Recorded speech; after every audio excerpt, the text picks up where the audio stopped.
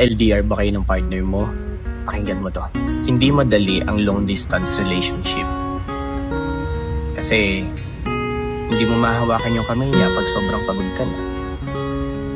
Hindi mo siya mayayakap kapag sobrang nahihirapan ka at nasasaktan ka. Pero gusto kong tandaan mo to.